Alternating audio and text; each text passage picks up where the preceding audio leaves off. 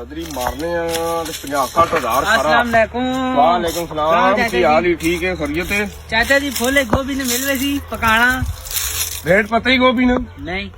800 रुपए ना 900 रुपए ना शाहपुर पर लिख रही समझ आई 100 रुपए फुल पहले ते जो राह ना चाचा इधर ई फुल दे झोलर ही फुल दे पानी लाना ना गोभी ने मंगा यार आटे क्यों कोड़ी पे होना चाचा नहीं पानी लाई नहीं वेन की दुकान पता करे ना 150 चलो जुल चल चंगा मिल यो गोभी दफा थी पर गोभी खाना A few moments later.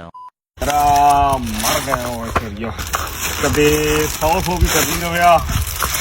फिर कुछ नहीं पढ़ाया ना 100 करनी रहा वापिस ठेका चाचा जी बरकत होवे ओ की आली पत्रिया रहा ओए ओरा रखा दे की आली ठीक है खैरियत है ओ तू बड़े वीरे ने जाको ते हां ते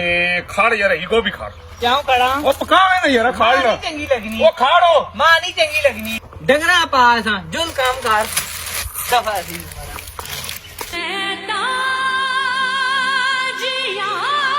কি